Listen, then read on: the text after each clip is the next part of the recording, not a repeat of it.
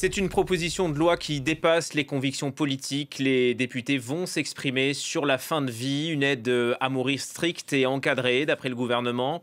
Un texte majeur qui s'inscrit dans les grandes réformes sociétales.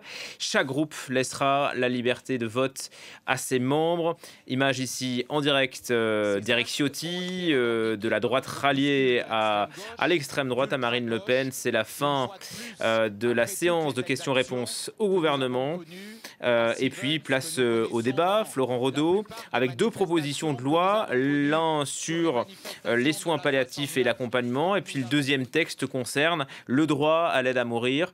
Que contiennent les textes? Oui, c'est important de le préciser. Deux textes sont présentés et votés donc aujourd'hui par les députés dans l'hémicycle. Le premier a été déposé par Annie Vidal du Parti Renaissance, le parti présidentiel, donc celui d'Emmanuel Macron. Texte relatif, vous l'avez dit, à l'accompagnement et aux soins palliatifs. Ce sont ces soins qui accompagnent le patient pendant sa maladie.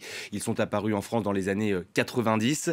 Là, on s'attend à une unanimité sur ce texte-là. Il y a un consensus politique, mais aussi au sein de la société.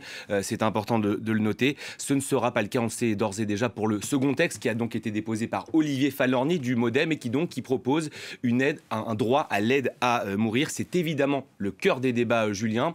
Il faut le savoir, 5 critères obligatoires ont été définis pour permettre à une personne en fin de vie d'avoir ce droit à l'aide à mourir. Le patient doit être atteint d'une affection grave et incurable qui engage le pronostic vital. Le patient doit être en phase avancée ou terminale. Sa souffrance psychologique ou physique doit être constante et il doit être doté d'un discernement intact. Voilà pour le cœur des débats, Julien, ces 5 critères.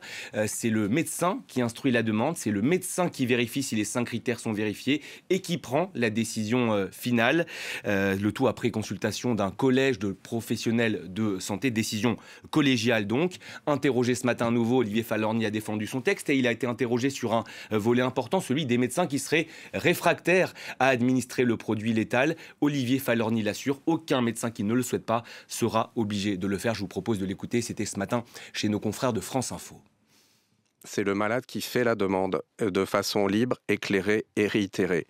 Et ensuite, non, ça n'est pas le médecin, c'est une procédure collégiale où vous avez au minimum 3 professionnels soignants qui, au minimum, qui prennent une décision. Je ne conteste pas la difficulté de la décision. Et ce que je vous rappelle quand même, c'est que vous avez une clause de conscience qui est reconnue dans la loi. Une clause de conscience qui dit à chaque médecin, à chaque infirmier, vous n'aurez pas à faire le geste. Si vous ne souhaitez pas faire le geste, vous n'aurez pas à prendre la décision. C'est vrai, c'est écrit. Vous n'aurez pas à prendre la décision si vous ne voulez pas prendre la décision.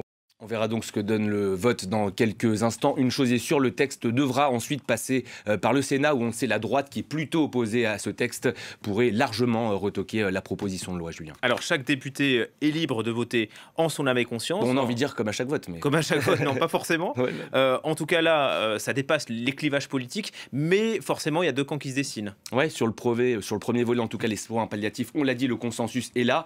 Absolument aucun consensus pour le second texte. En gros, la gauche et le bloc central sont pour, la droite et l'extrême droite sont contre. Ce sont des positions historiques de ces partis. Une division du monde politique est incarnée par un homme, on le voit à l'antenne, c'est François Bayrou, le Premier ministre.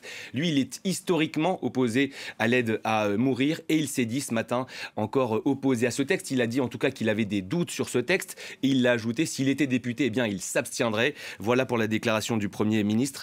La question derrière tout ça, finalement, c'est à quel stade on peut autoriser une personne à mourir. C'est un vrai débat de société, mais il semble, selon les sondages, en tout cas, que la société française aujourd'hui soit prête. Le but de ces débats, bien sûr, c'est de trouver un modèle français pour la fin de vie. On a notamment parlé dans vos journaux précédents des Pays-Bas qui, eux, ont déjà passé à l'étape supérieure. C'est un serpent de mer depuis des années ici en France. Une chose est sûre, si cette réforme, elle passe, ce sera la grande réforme sociétale du second quinquennat d'Emmanuel Macron. Division de l'hémicycle, Florent, et qu'en pensent les médecins? Ouais, les médecins, ils sont également divisés. Alors là aussi, les sondages parfois disent tout et leur contraire. Nous recevions un peu plus tôt sur le plateau de France 24, Julien, François Blot. Il est médecin réanimateur, spécialiste de la médecine éthique et il a publié une tribune avec Bernard Kouchner, l'ancien ministre de la Santé, sur cette fin de vie, sur cette proposition de fin de vie.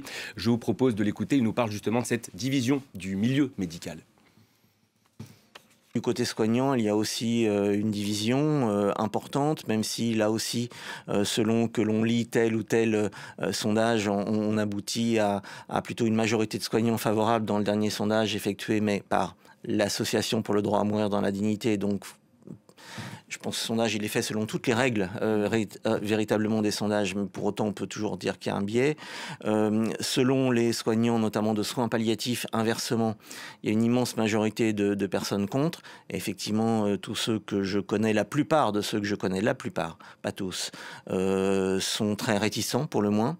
Pourquoi ? Eh bien parce que c'est orthogonal avec ce qu'ils ont créé il y a 30 ans. Il y a 30 ans, on était en pleine épidémie de sida, le cancer, il n'y avait pas beaucoup de traitements, et le traitement de la douleur était très très mal contrôlé.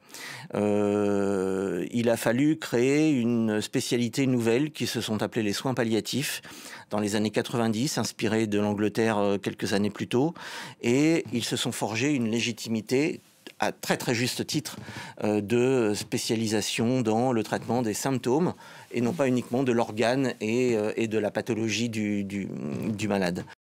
Remous, et c'est à noter également au sein du monde catholique. Ce lundi, les évêques d'Île-de-France ont écrit aux parlementaires de leur région pour leur faire part de leur inquiétude. Ils parlent d'une pente infiniment dangereuse et mortifère qu'ouvre, selon eux, ce texte. La mort donnée ne peut pas être un soin. Voilà ce que nous disent les évêques d'Île-de-France. Et puis c'est intéressant aussi, ils nous disent que finalement les plus pauvres ou les plus fragiles pourraient être les premiers à se laisser persuader qu'ils sont de trop dès qu'ils sont âgés ou malades. On le voit, c'est un vrai débat de société qui ouvre un spectre large de débat aujourd'hui. Avec la